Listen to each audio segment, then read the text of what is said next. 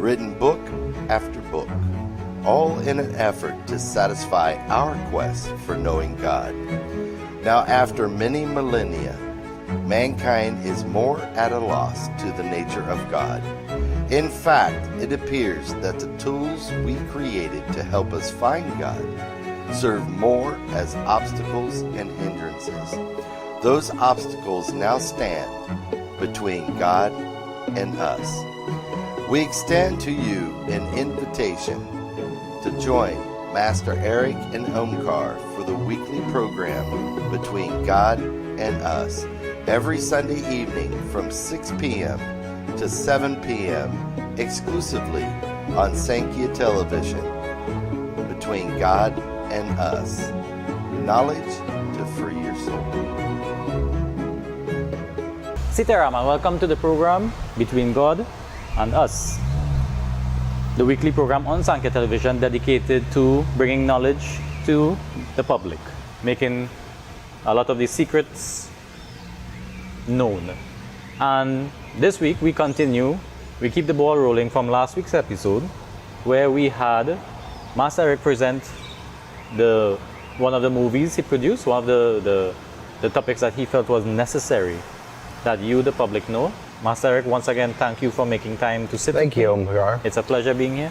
And I want to say Sitaram, Assalamu Alaikum, Sairam, and good evening, everyone. So, Omkar, I know people really liked the show last week, and a lot of people said it's an eye-opener, that they never heard it before. And then the question I kept saying in the movie also, why? Why isn't this being told? Now in part 2, I said it briefly last week, we've incorporated multi-beliefs within part 2. Descriptions, graphics, references. And everybody, I really want you to pay attention, but if you have small children, the first 8 minutes of the program, you may want them to have them go play somewhere, because that's one of the hells that I left out. Okay. And there wasn't reference of it at the beginning, but I found reference of it before part 2. Okay. So then I described the flesh-eating hell. Yeah. And so after that, you could have the kids watch, but it's just, a precaution. But everybody, please sit back and take in what you're going to be seeing and hearing, and hope you like it. Sitaram.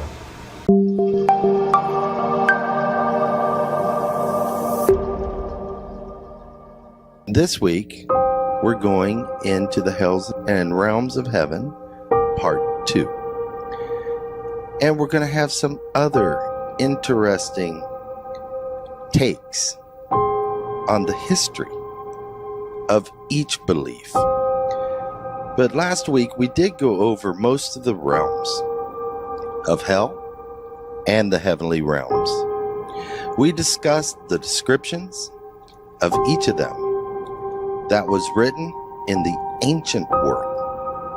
As we seen in the last program, part 1, many of the ancient beliefs reflect the same teaching with just a few variables. As time went on throughout history, humans people, have simplified a lot of the teachings that were handed down in everyone's belief. Everyone, that is why it is so important to research information and learn. Here's one I'm going to throw at you tonight. I'll bet you didn't even know this. Do you know, and you could Google it, you could research it. Do you know there are more than 4,200 religions on Earth? I'm going to say that again. Did you know there are more than 4,200 religions in the world? Look it up. It will amaze you. Everyone, when you research, regardless of what some persons tell you, you do not compromise when you research your own belief. Stay in your belief. Get deeper in your belief, but broaden your knowledge. Then apply it with the spiritual knowledge that you already have to your life, and start your spiritual path.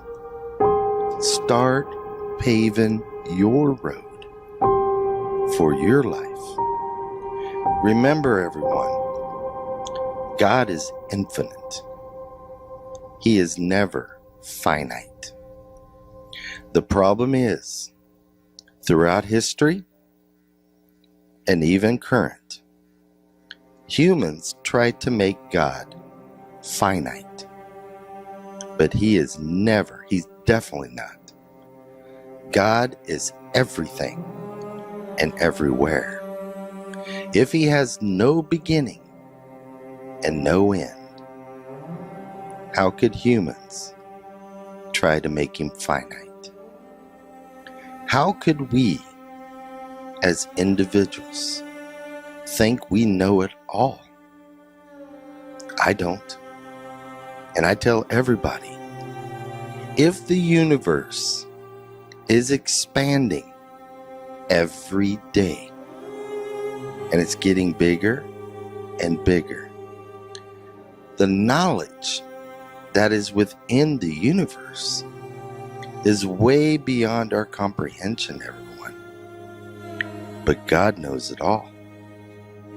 He's the one that made it. Now, just like last week, as I stated, this program is not to offend anyone or go against anyone's beliefs or views. This topic that we are going over tonight is to show the comparisons of the beliefs that exist today. And if you have children, at the beginning of this program, probably the first 12 minutes, let them go play somewhere. Because I don't like to talk about things that are serious in nature in front of children. There's one more hell that we did not cover. There's many more, but I'm hitting the top ones from last week into this week. And I'd like to discuss it tonight. So let's go to Realm 1, Stage 1. Remember, I said, everyone, last week that each realm has 9 stages. That there are 7 realms that is known.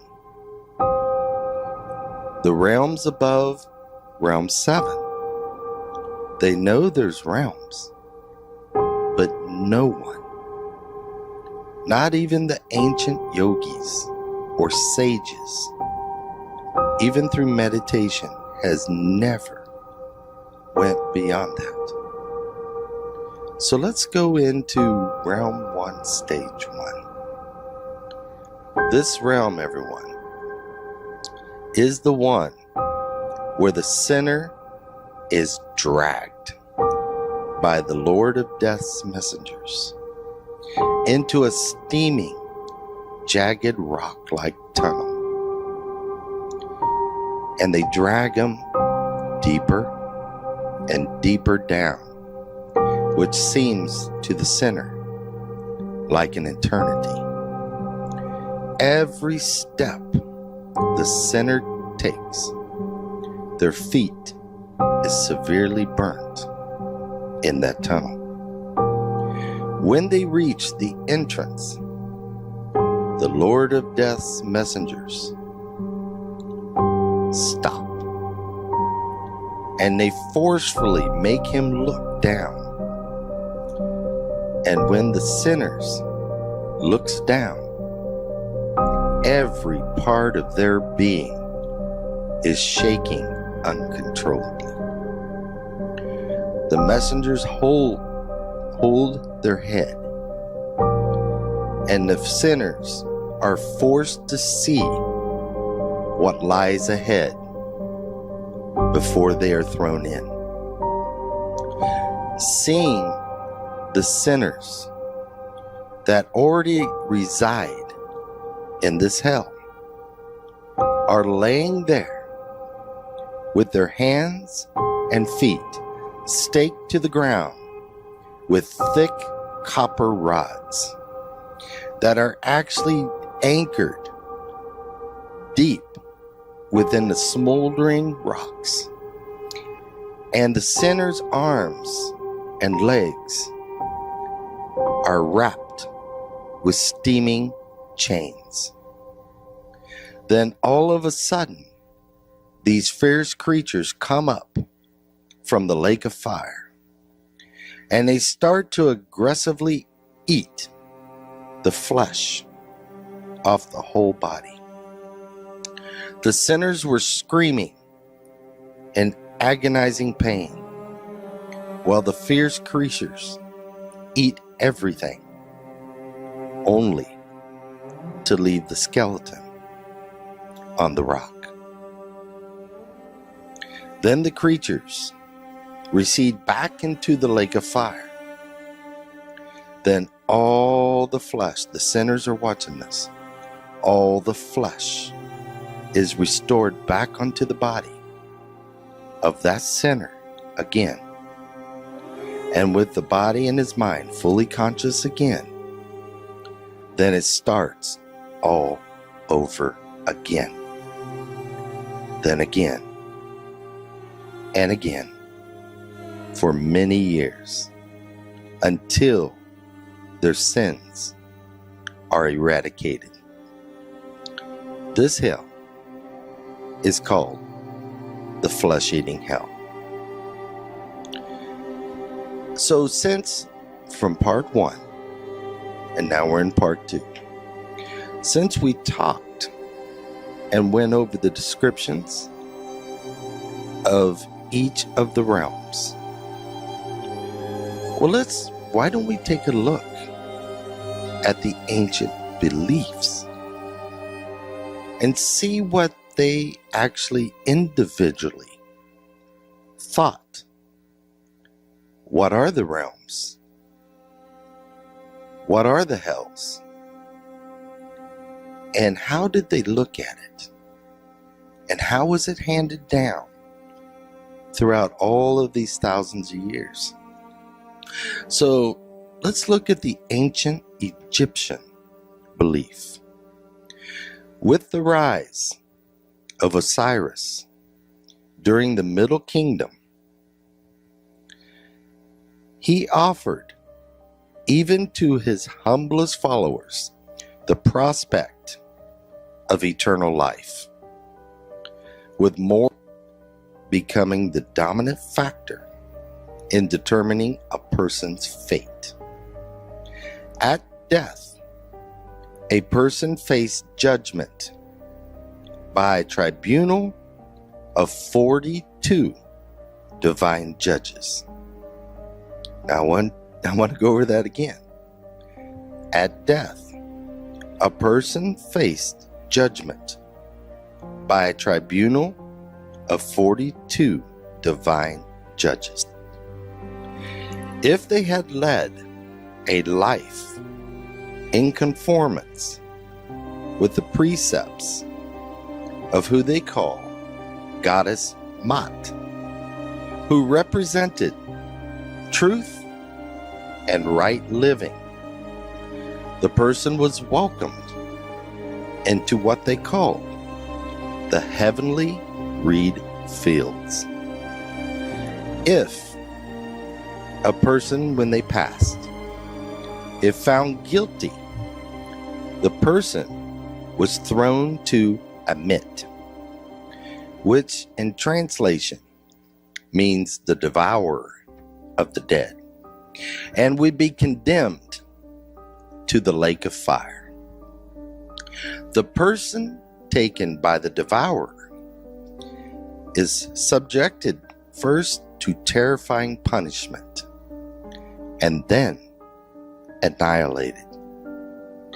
These depictions of punishment may have influenced medieval perceptions of the inferno and hell via early Christian and Coptic texts.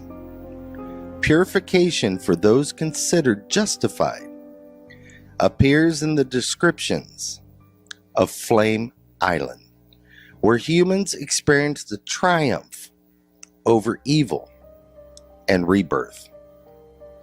For the damned, complete destruction into a state of non-being awaits. There is no suggestion of internal torture. The weighing of the heart in Egyptian mythology can lead to annihilation. Divine pardon at judgment always remained a central concern for the ancient Egyptians. Modern understanding of Egyptian notions of the hells relies in 6 ancient texts, and I'm going to let you know what the texts are. 1, it's called the Book of Two Ways. You can also find it under the Book of the Ways of Rosetta. The second book is the Book of Amdut.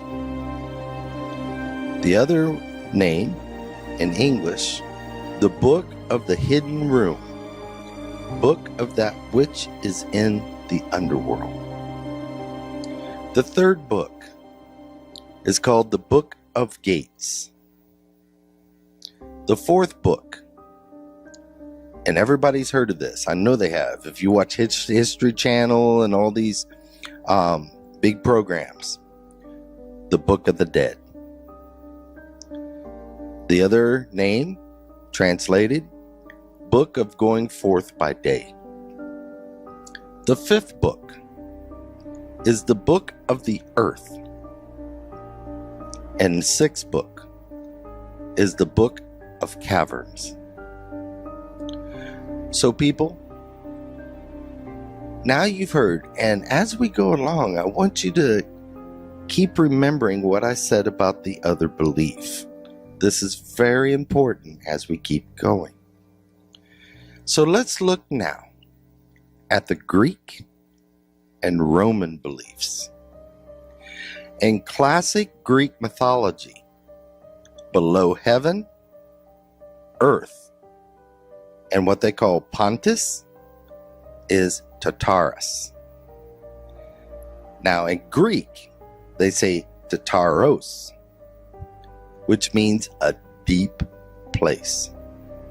It is either a deep, gloomy place, a pit, or abyss, used as a dungeon of torment and suffering that resides in Hades, and what they consider Hades, the entire underworld, with Tartarus being the hellish component of that underworld. In Gorgias, Plato,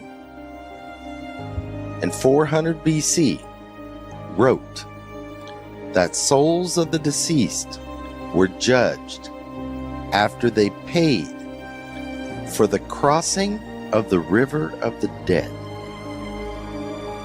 Now I know people, if you're fascinated in history, you've heard of the Book of the Dead.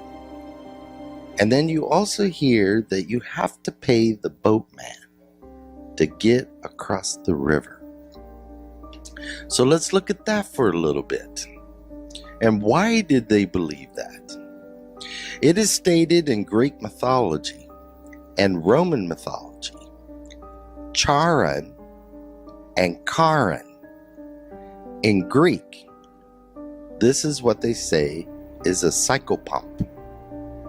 A psychopomp is the ferryman of Hades who carries souls of the newly deceased across the rivers of Styx, that's the name, and Acheron, that divided the world of the living from the world of the dead.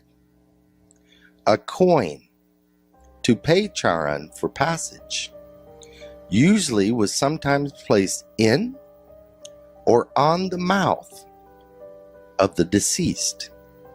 And sometimes, I know you've all heard this, other beliefs would place the coins on both eyes when they are buried. Some scholars say that those who could not pay the fee, or those whose bodies were left unburied, had to wander the shores for 100 years until they were allowed to cross the river, and those who received punishment were sent to Tartarus, which was the hell that they believe in. As a place of punishment, it could be considered a hell. The classic Hades, on the other hand, is more similar to the Old Testament Sheol. The Romans later adopted these views that we are talking about. And if you have done some research, you will see that most religions talk about having to cross the river. Isn't that kind of ironic? Because as we start going through this, you'll be saying, but that sounds a lot like the other belief. And then some people will say, well, you know, they probably copied from one another. Well, one thing that I need you to look at, we just talked about the Egyptian belief. Then we jumped over to Greek and Roman. Now we're going to jump to ancient Africa. People, they didn't have back then social media. They didn't have mail couriers. They didn't have telephone. A lot of these beliefs back in the ancient world, they were thousands and thousands of miles apart. I want you to think about that. So the hell of Swahili mythology is called Kazamu. It is believed to be developed in the 7th or 8th century under the influence of Muslim merchants located on the East African coast region. This hell is imagined as a very cold place. So let's take a look at that. Now we're talking the ancient Africa. Last week, when we covered the 3 lower realms, which each is divided by 9 levels, and we went over all the major ones. Do you remember when we were talking about some of them were fiery hells? Some of them were cold? Here we hear it again, but it's on the other side of the earth. Serer religion rejects the general notion of heaven and hell.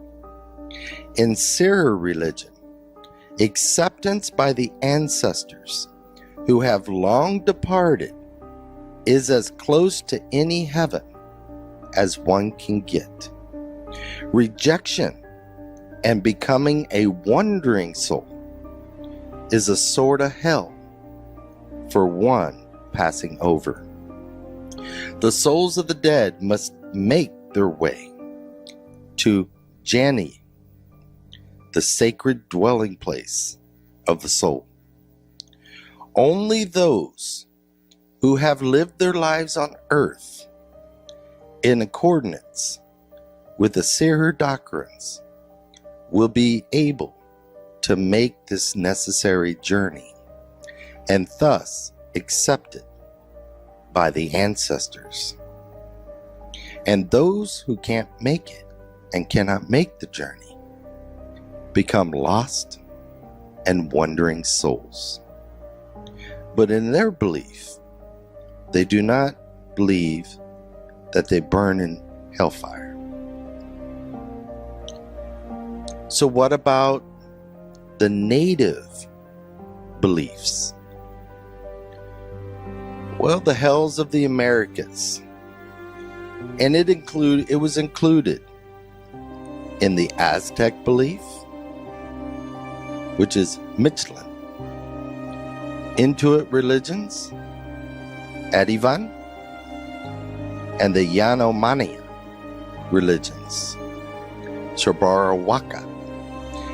In the Mayan religion, Mentno is the dangerous underworld, and that underworld has 9 levels.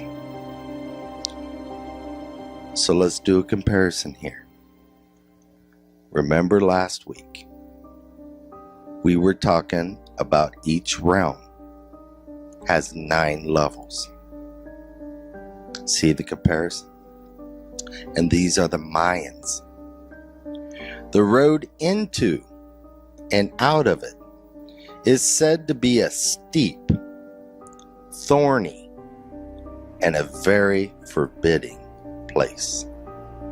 Ritual healers would intone back then healing prayers, banishing diseases to Metno, which of the Popol Vuh, which is their ancient text, describes the adventures of the Maya hero twins and their cunning struggle with the evil lords of Metno. The Aztecs believed that the dead traveled to Mictlan, a neutral place found far in the north.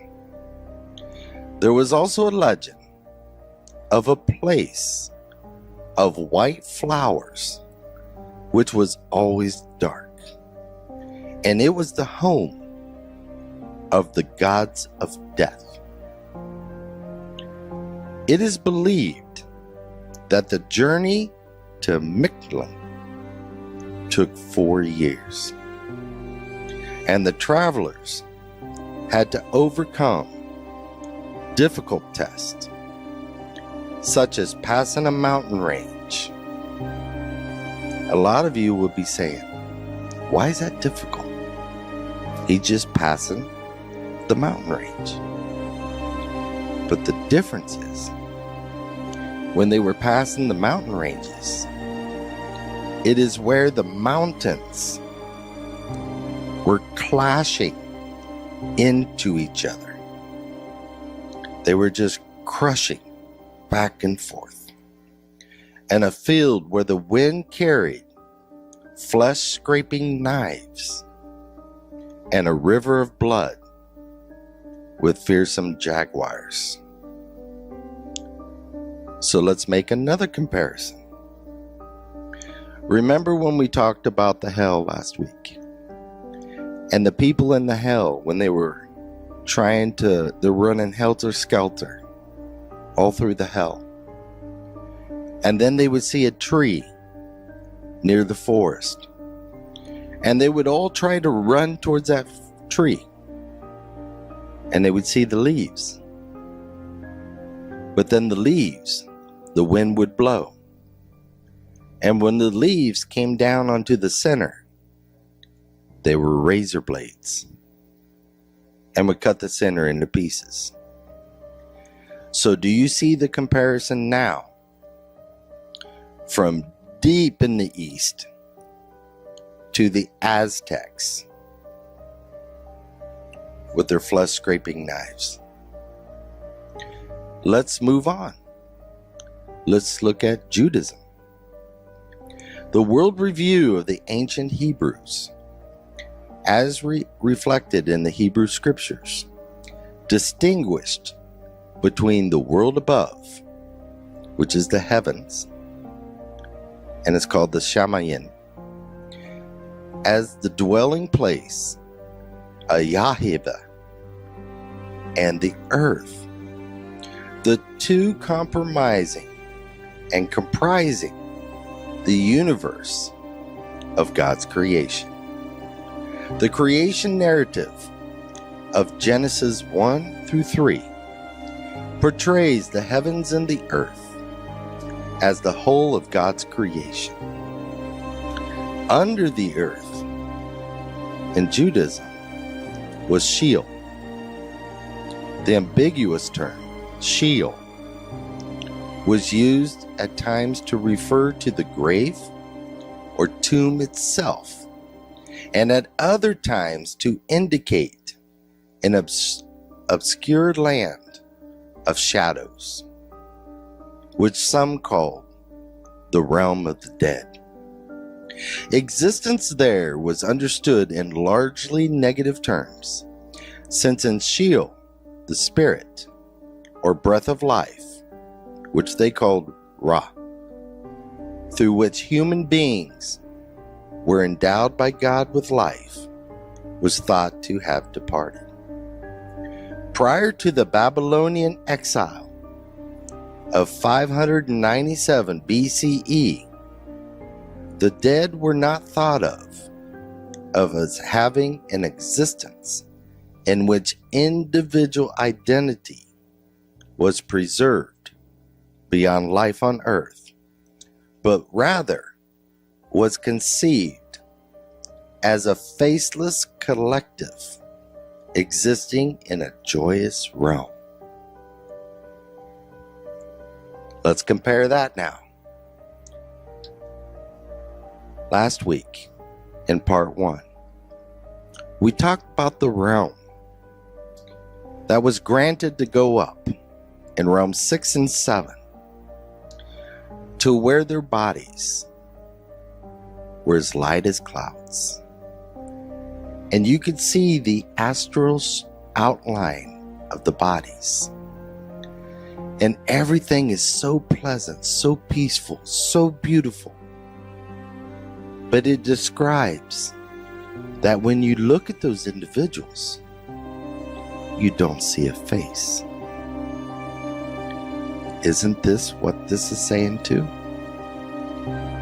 Let's go on a little further. With the rise of Judaism in the period following the 5th century BCE, the Jewish understanding of heaven as an ideal relationship of the righteous with God was informed both by intercultural influences and by continuing efforts to unfold the meaning and import of the covenant relationship between the community and God. For example, life after death had been clearly and definitely envisioned by the Zoroastrians of Persia as involving a judgment of individuals at death. So remember, I'm going to repeat that.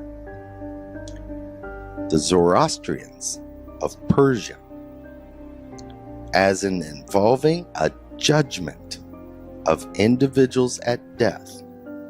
The righteous were destined to enjoy the forever in the presence of God, in the realm of what they called the unending light, while the unrighteous were condemned to a torturous hell. Everyone, doesn't that sound familiar? Let's go on. The Greeks, both in religions such as the Orphic cults and in the thought of major philosophers such as Plato and Aristotle, stressed the immortality of the soul. By the 2nd century BCE, both the resurrection of the dead and an event of final judgment were affirmed in most circles of Jewish thought. Heaven came to be regarded as the destiny of the righteous, those in vital covenant with the relationship with God. Multiple heavens was written about, 7 up to 10. Doesn't that sound familiar? Masonic expectations, which developed in the centuries immediately before and following the dawning of what they called the Common Era, were often associated with affirmations of the resurrection of the dead and final judgment. With the righteous destined for a heavenly paradise, in association with these developments, a place of punishment, which was called Gehenna, was thought to await the unrighteous ones after death. Though the period of punishment was limited in accordance with the degree of seriousness of one's sins. Traditional Judaism views the final destiny of humans in terms of the 3 doctrines of recompense, immortality, and resurrection. Informed by the demand of conscience that virtue be rewarded and wickedness be punished. The tradition holds that even if one does not encounter equity during the earthly life, it will nonetheless be met with the afterward consequences. The interpretation of the actual form of immortality, however, is permitted wide latitude in the tradition, with deathlessness as preserving individual identity and awareness, with the attending literal images. So what they did with the actual teachings, they came up with the 2, with the images of paradise and then Gehenna, which is hell. Alternatively, as a state that is impersonal and without consciousness. Similarly, resurrection had been understood as a climatic event, physically reanimating the dead and including final judgment of bliss or damnation, and also as an eternal event through which of the resurrected is transfigured into a pure spirituality. Can you see where a lot of these kind of link together?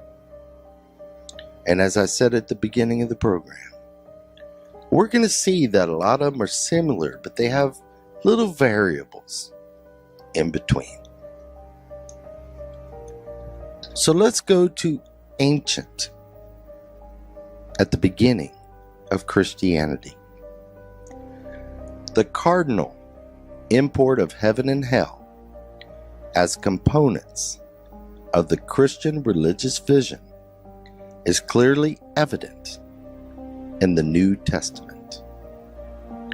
Portrayal of the completion of God's redemptive activity consummated in the manifestation of a new heaven and new earth. Not only is heaven envisioned in early Christianity as the fulfilling state of bliss and reconciled relationship with God, of which the followers of Jesus Christ are assured, but it is also the abode of the divine, where Jesus dwelled before his earthly life and to which he proceeded following his death and resurrection. Essential to the Christian confidence in a heavenly life after death, in which the total uniqueness of human personality is preserved, is the affirmation that God will make it possible, the resurrection of the dead. This belief, to a lot of the Christian scholars, is to be distinguished from the Greek notion, especially of Plato and Aristotle, of the immortality of the soul, understood as rationality. The reality of hell as the arena presided over by Satan and his angels, and as the destiny of the cursed, was assumed by early Christians and frequently appears in the New Testament writings. It's Matthew 25, 1 through 46. This teaching has been taken literally by many Christian thinkers throughout the centuries, though alternative views have occasionally been expressed. Origen, which was in the 3rd century BCE, for example, understood hell to involve not the eternal punishment of the curse, but punishment of such duration as was necessary to provide for the restoration of all to the presence of God. So now, let's go a little deeper. Let's look at Roman Catholic. Hell is deemed to be a state of unending punishment for the unrepentant who die without the grace of God as transmitted through the sacraments. This state is characterized both by the absence from God's presence and by the suffering of fire and other tortures. The Roman Catholic concept of purgatory, defined by the Councils of Florence in 1439 and Trent 1545 to 1563, envisioned an intermediate state after death during which there's an opportunity for the expiation of venial sins and the compensatory punishment for mortal sins, thus providing for the ultimate restoration of fellowship with God. This teaching, likely informed by the Jewish notion of Gehenna and the Greek notion of the realms of Hades, is correlative with rituals of the dead, prayers and oblations intended to assure their full expiation, last rites. Salvation is understood in the Roman Catholic tradition to be a process begun in early life and continuing in life beyond death, through which there will ultimately be a realization of the beatific vision, a heavenly state of full and unqualified awareness of the presence of God, a state of spiritual perfection that cannot be attained during the earthly pilgrimage.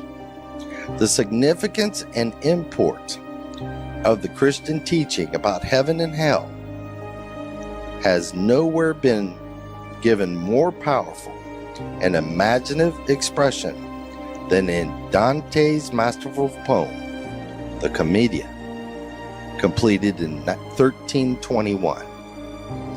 Eastern Orthodox Christianity, in sharing the teaching that hell is a destiny of eternal fire and punishment awaiting the curse and unredeemed following the last judgment, and that heaven is the ultimate destiny of the redeemed, has placed full emphasis on the resurrection of Jesus Christ as assuring the resurrection of the faithful.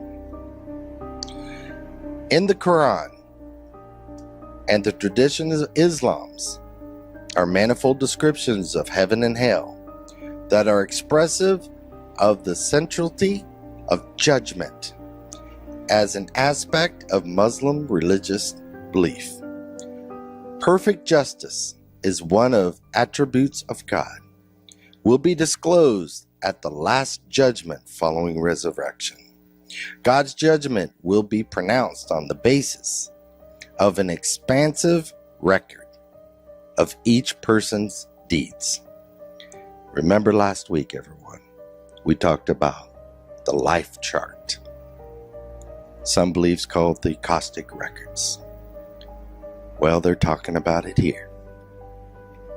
Overriding the demerits of the believer's evil deeds will be support provided by the Muslim confession. Subscribe to, and it's from the heart. There is no God but God, and they believe Muhammad is his prophet. That judgment, in turn, will be followed by the entrance of the believers into heaven, relegation of the infidels to hell. Everyone, they talk about the bridge, and the righteous will be able to cross the bridge, but the infidels will fall off the bridge into hell. This is a quote, and it's a Quranic description of punishment, and they also call it Gehenna in the following passage. All this before the solid awaits an ill resort, Gehenna, wherein they are roasted, and evil cradling. All this, so let them taste it, boiling water and pus, and other torments of the like kind, coupled together. And that's from the Surah 38, verses 55 through 58. Traditional Islam adheres to a conviction that the sufferings in hell will be unending, though there are suggestions of a purgatorial realm from which, after a time, Muslims in the need of purification to the Ummah, the Muslim community, will be recovered. Both heaven and hell are subdivided into 7 regions in Muslim teaching. Last week, everyone, didn't we talk about the 7 realms? Here we're seeing it again. Isn't it ironic? And they said there is, with an 8th region or realm added to the heavenly realm of the blessed. So now they're saying there's one above realm 7, which we discussed last week. So as you've heard about all these various hells and heavenly realms, there is a lot of similarities with some variables There is. But even though we have covered most of the hells, the point that we are trying to get across everyone is that it's never too late to try to live a more righteous, helping humanity. Never gossip, which we're going to go over that sin in a later program because that's a huge one. Control the anger within, jealousy, hatred, lusting over others, committing adultery, incest, lying. Let me go over that for a minute. Some people say, I don't lie. I just tell little white lies. People, I don't care what color you give that lie. A lie is a lie. Being deceitful, greed, entering underhanded dealings, keeping a grudge, murder, rape, or committing physical or mental abuse. People, do you know how many of these are sins? I could be talking over 200 more that we have no clue in our everyday life that they're logged in as sins in every belief. And the reason I want to do this is because, none of us are perfect. None of us. We've all done wrong in our life. But if we're not told in depth the spiritual information, how can we try to better ourselves?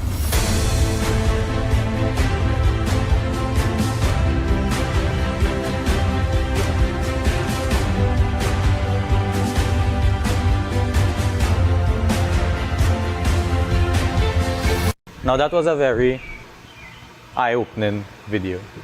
The thing that struck me the most though was the similarities between a lot of the different cultures. But I noticed that the Christianity omitted most of it. Correct. They believe in one heaven and one hell. Right. All right. Even the Catholics to a certain degree. All right. The Muslims, though, if they could remember the movie, they believe in the 7 realms, just like the Hindus, just like the Mayans, just like the Aztecs, and the Somalians and all of them in Africa, ancient Africa.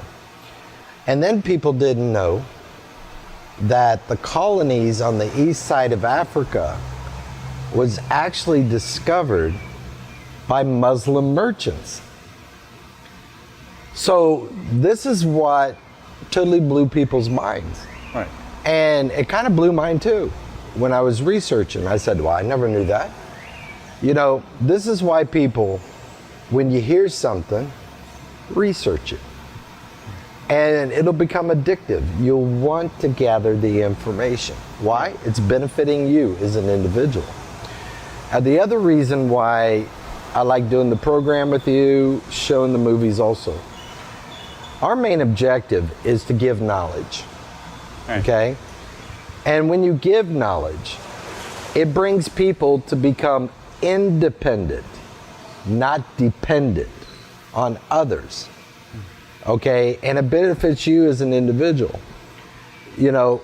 So I know you saw the part where we talked about why the Egyptians give gold on the eyes. Yeah. And that's to pay the boatman. But then we even had the actual name, the title of what's the boatman called. That's how far we went in depth. And then the Mayans, you'll see that the Mayans and the Aztecs, American Indians, their belief of if you don't cross the river or you don't cross the ocean, your soul just wanders the earth. Yeah. And then I would like to do programs. What actually grounds your soul to earth to make you a wandering soul? I would like to do that program with you coming up in future programs. Okay. You know, but what else did you kind of observe? Did you notice the comparisons though? Well, one thing I was thinking about is that a lot of people look at the differences with religions. People always have the arguments, the little bickering between the religions of what separates them. But from the presentations you made, there's more similarity. Correct. Between religions. Correct. So then you got to ask the question, why has man tried to divide everybody from day one? Was it for control? Was it so you didn't look outside of your belief and learn more? And then we've had wars just on who was the first one, who was the second one, who copied from. Some religions say, oh, you copied from our scriptures. The other one said, no, we were written 200 years before you. But then when you really dig, Omkar, in the Old Testament of the Bible, that was referenced 8,000 years before. In the Sumerian language, it was carved by hand in clay tablets. So who copied from who? And where did that information come from to them? Yeah. See, this is the question, and I want people to know God is involved in everything. But it's man who has divided it and suppressed it to where the normal person doesn't have the pure knowledge. And we've got more movies coming out pretty soon. So, any other question otherwise? No, I think that's about it. In future episodes, we could look at delving into further topics, because I think the movies had a lot. And what I would like, if people could message in their questions. Yeah. We could do a question answer episode just off the movies. Yeah. Okay? Yeah. But everyone, we're glad that you watched the movie. We hope you learned something. And we want you to have a productive, safe week. And everybody, have a good night. Sitaram. God. Has any word in human history been more influential? Mankind has created religion after religion, written book after book, all in an effort to satisfy our quest for knowing God. Now, after many millennia, mankind is more at a loss to the nature of God. In fact, it appears that the tools we created to help us find God serve more as obstacles and hindrances.